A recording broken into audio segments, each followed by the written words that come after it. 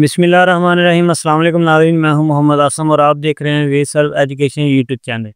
जैसा कि आप जानते हैं कि वज़ीर आला पंजाब मरियम नवाज़ की जानिब से अपनी छत अपना घर प्रोग्राम का आगाज़ किया गया था, जिसमें शहरी आबादी में 5 मरले और देहाती आबादी में 10 मरले के प्लाट्स रखने वाले लोगों को 15 लाख बिला सूद कर्ज फराहम किया गया था। फ़ेज़ 1 की कामयाबी के बाद अभी फ़ेज़ 2 का बाकायदा आगाज़ कर दिया गया है, जिसमें दरख्वास्तें जमा होना शुरू हो गई हैं। अगर आपने अभी तक दरख्वास्त जमा नहीं करवाई तो आज ही अपनी दरख्वास्त जमा करवाएं और 15 लाख बिला सूद कर्ज हासिल करें और अपना घर बनाएं। इस स्कीम में आपने कैसे अप्लाई करना है, इसके लिए क्या क्या रिक्वायरमेंट्स हैं, इस हवाले से तमाम तफसीलात आपको इस वीडियो में बताई जाएंगी। वीडियो को शुरू करने से पहले तमाम अहबाब से गुजारिश है कि अगर आप हमारे चैनल पे नए हैं, चैनल को सब्सक्राइब कर दें और बेल आइकन को लाजमी दबा दें ताकि इस तरह की मज़ीद इन्फॉर्मेटिव वीडियो सबसे पहले आप तक पहुंच सके। अप्लाई करने से पहले मैं आपको बता दूं कि इसमें जो पहला फेज़ मुकम्मल हुआ है उसमें 5 दफ़ा इसकी कुरानंदाज़ी की गई है, जिसमें आप देख सकते हैं कि पहली जो कुरानंदाज़ी है वो 5 सितंबर 2024 को की गई थी, जिसमें पूरे पंजाब के मुख्तलिफ इज़रा के लोगों को ये कर्ज फराहम किया गया था और वो अभी तक अपनी रहाइश कर चुके हैं, घर बना के अपनी रहाइश कर चुके हैं। और उसके बाद जो दूसरी कुरानंदाज़ी थी वो 2 दिसंबर 2024 को की गई थी और इसी तरह जो तीसरी कुरानंदाज़ी थी वो 8 जनवरी 2025 को की गई थी। चौथी कुरानंदाज़ी इसकी 3 फरवरी 2025 को की गई थी, जबकि 5वीं कुरानंदाज़ी इसकी 17 फरवरी 2025 को की गई थी, जिनमें मुख्तलिफ लोगों को बल्कि हज़ारों लोगों को ये कर्ज फराहम किया गया था और वो लोग अभी तक अपनी रहाइश कर चुके हैं। अगर आपने अभी तक इसमें अप्लाई नहीं किया, अगर आपके पास शहरी आबादी में 5 मरले और देहाती आबादी में 10 मरले का प्लॉट है तो आप इसमें अप्लाई कर सकते हैं। अप्लाई कैसे करना है, इस हवाले से तमाम तफसीलात आपको इस वीडियो में बताता हूं। आपने वीडियो को स्टेप बाय स्टेप लाजमी देखना। अगर आप कोई भी स्टेप मिस करके देखेंगे आप कामयाबी से अप्लाई नहीं कर पाएंगे और आपकी जो दरख्वास्त है वो रिजेक्ट कर दी जाएगी। जैसे मैं आपको स्टेप बाय स्टेप बताऊंगा आपने उसी तरह अप्लाई करना है। अप्लाई करने के लिए सबसे पहले आपने यहाँ पे मेन वेबसाइट पे आना है। यहाँ पे मेन वेबसाइट पे आने के बाद यहाँ पे आपको वज़ीर आला पंजाब का एक पैगाम नज़र आ रहा है। सबसे पहले यहाँ पे आपको एलिजिबिलिटी क्राइटेरिया बता देता हूँ। एलिजिबिलिटी क्राइटेरिया पे क्लिक करेंगे तो यहाँ पे आप देख सकते हैं कि एलिजिबिलिटी क्राइटेरिया में नंबर 1 पे आप देख सकते हैं कि जो एप्लीकेंट है या फैमिली मेंबर है वो पंजाब का रहायशी होना चाहिए, वो परमानेंट पंजाब का रहायशी हो। और यहाँ पे नंबर 2 पे आप देख सकते हैं कि आपके पास शहरी आबादी में 5 मरले और देहाती आबादी में 10 मरले का प्लॉट होना चाहिए। और उसके बाद आपका किसी किस्म का कोई क्रिमिनल रिकॉर्ड नहीं होना चाहिए। और इसके बाद है ये आप किसी भी किस्म के कोई लोन डिफाल्टर नहीं होने चाहिए, यानी कि आपने किसी और इदारे से किसी किस्म का कोई लोन वगैरह ना लिया हो। अब देखते हैं इसमें अप्लाई कैसे करना है। अप्लाई करने के लिए यहाँ पे रजिस्टर का ऑप्शन आपको नज़र आ रहा है, इसके ऊपर आप क्लिक करेंगे। जैसे आप इसके ऊपर क्लिक करेंगे तो आपके सामने ये शॉर्ट सा फॉर्म ओपन हो जाएगा। सबसे पहले आपने अपना यहाँ पे मुकम्मल नेम लिखना है और उसके बाद यहाँ पे आपने अपना CNIC नंबर लिखना है। CNIC नंबर लिखने के बाद यहाँ पे आप सन, डॉटर, वाइफ जो भी आप सेलेक्ट करना चाहें वो सेलेक्ट करके यहाँ पे आपने अपने वालिद का या अपने खामद का नाम लिख देना है।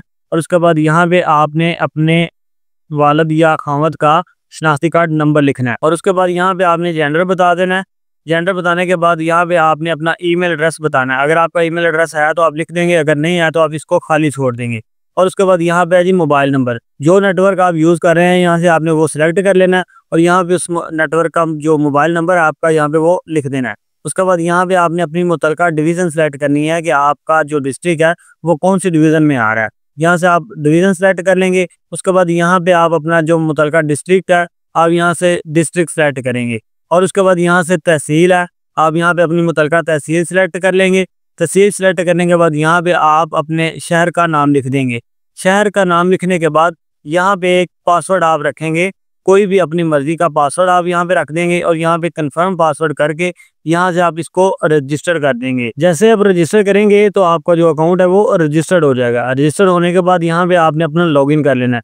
लॉगिन करने के लिए यहाँ पे आपने अपना CNIC नंबर लिखना है और यहाँ पे जो आपने पासवर्ड रखा होगा आपने यहाँ पे वो पासवर्ड लिख देना है। पासवर्ड लिखने के बाद यहाँ पे आपको ये कैप्चा नजर आ रहा है, ये कैप्चा आपने लिख देना है। कैप्चा लिखने के बाद यहाँ से आप इसको लॉगिन कर देंगे। जैसे आप लॉगिन करेंगे तो आपके सामने ये एक फॉर्म ओपन हो जाएगा।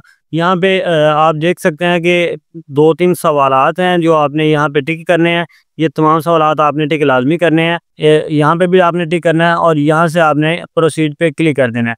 जैसे आप प्रोसीड पे क्लिक करेंगे तो आप फॉर्म पे आ जाएंगे। यहाँ पे आपको बता दूं यहाँ पे फॉर्म को फिल करने के 3 मराहिल हैं, जिनमें सबसे पहले आपने जनरल इन्फॉर्मेशन देनी है। उसके बाद आपने रिक्वायरमेंट जो है अपने डॉक्यूमेंट्स हैं वो अटैच करने हैं।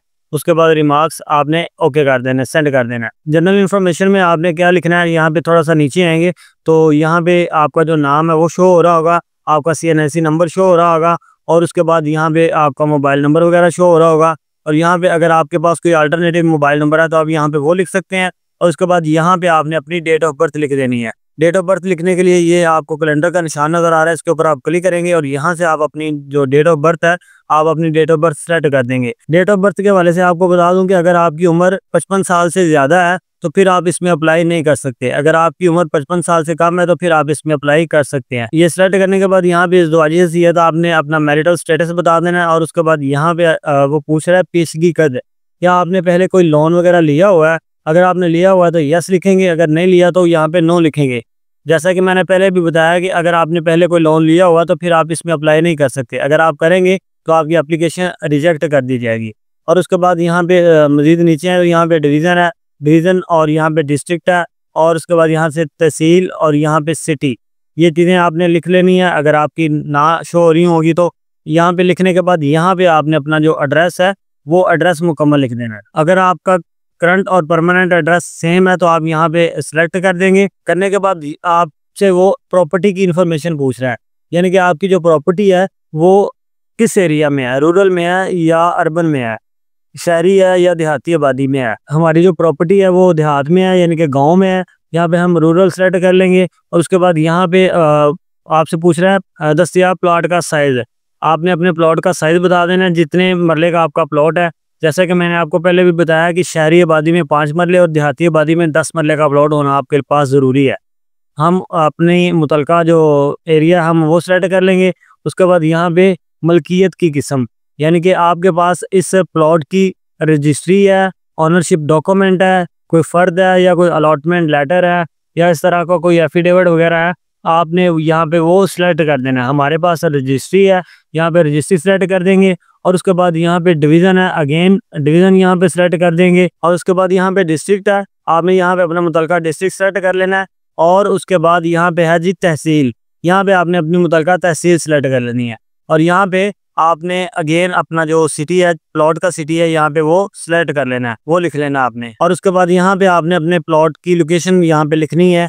आपके प्लॉट की लोकेशन यानी कि आपके प्लॉट का एड्रेस क्या है, और उसके नज़दीक कोई भी किसी भी किस्म की कोई अलामती जगह, कोई मस्जिद या कोई स्कूल या इस तरह का कोई भी इमारत है तो आप यहाँ पे वो भी लिख सकते हैं। और उसके बाद यहाँ पे जी रिक्वायर्ड रकम, आपने जितनी रकम लेनी है, जितना लोन लेना है, आपने यहाँ पे वो लिख देना है। यहाँ पे आपको बता दूं कि 15 लाख से ज़्यादा आपको लोन नहीं मिलेगा। 15 लाख यहाँ पे लिख देंगे। लिखने के बाद यहाँ पे आपने अपना मुतलका अदारा सेलेक्ट कर लेना कि आपने किस अदारे से लेना है, अकूवत से लेना है या NRSP से लेना है या रूरल कम्युनिटी डेवलपमेंट प्रोग्राम से लेना है। हमने अकूवत से लेना है, यहाँ पे अकूवत सेलेक्ट कर लेंगे। और उसके बाद यहाँ पे मज़ीद थोड़ा सा नीचे आएंगे तो यहाँ पे वो आपसे पूछ रहा है कि दरख्वास्त गुजार की मुलाजमत की हैसियत, यानी कि जो बंदा दरख्वास्त दे रहा है वो काम क्या करता है, वो बिजनेसमैन है, वो एम्प्लॉय है, हाउस वाइफ है, सेल्फ एम्प्लॉयड है, अनएम्प्लॉयड है।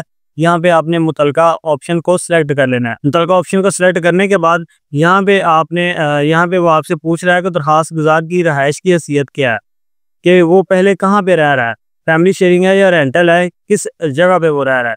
यहाँ पे रेंटल है, हम रेंटल सेलेक्ट कर देंगे। सेलेक्ट करने के बाद यहाँ पे मज़ीद नीचे आएंगे तो यहाँ पे आपने अपनी एक तस्वीर अपलोड करनी है। तस्वीर के हवाले से आपको बता दूं कि आपकी जो तस्वीर है उसका साइज़ 500 KB से कम होना चाहिए, 500 KB से ज़्यादा आपकी तस्वीर का साइज़ नहीं होना चाहिए। अगर आपकी तस्वीर का साइज़ ज़्यादा है तो आप उसको कम कर सकते हैं। तस्वीर अपलोड करने के बाद यहाँ पे आप सेव एंड नेक्स्ट पे क्लिक कर देंगे। जैसे आप सेव एंड नेक्स्ट पे क्लिक करेंगे तो हम दूसरे ऑप्शन में आ जाएंगे, डॉक्यूमेंट्स वाले।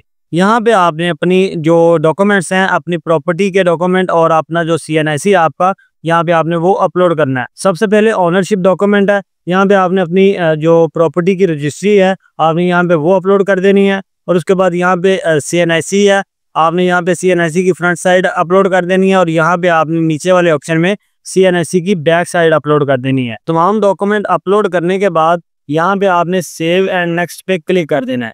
सेव एंड नेक्स्ट पे क्लिक करेंगे और यहाँ पे आपने फीडबैक देना है। अपनी जो एप्लीकेशन है, एप्लीकेशन के हवाले से यहाँ पे आप कुछ भी लिख सकते हैं। एप्लीकेशन रिटर्न में जो एप्लीकेशन होती है उसको भी आप लिख सकते हैं। लिखने के बाद यहाँ से आप इसको सबमिट कर देंगे। अगर आप रिमार्क्स नहीं देना चाहते तो आप इसको खाली भी छोड़ सकते हैं। उसके बाद यहाँ से आप इसको सबमिट कर देंगे, ओके करेंगे। तो यहाँ पे एग्रीमेंट के हवाले से आपसे वो पूछ रहा है, मैं तस्दीक करती हूँ मेरी दरख्वास्त में दी गई तमाम मालूमात दुरुस्त, सही और मुकम्मल है। यहाँ पे आपने एग्री पे क्लिक कर देना है।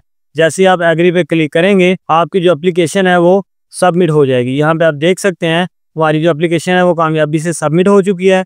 यहाँ पे सबसे ऊपर हमारी जो एप्लीकेशन का नंबर है वो हमें नज़र आ रहा है, और उसके बाद हमारा नाम, वालिद का नाम, CNSE नंबर, ये चीज़ें हमें नज़र आ रही हैं। सबसे नीचे आप देख सकते हैं कि एप्लीकेशन सबमिटेड।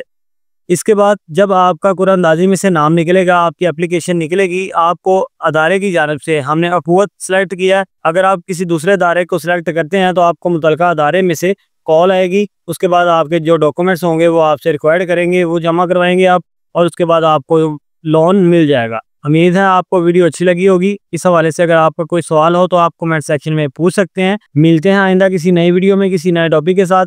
तब तक के लिए अपना बहुत सारा ख्याल रखिएगा। अल्लाह हाफिज़।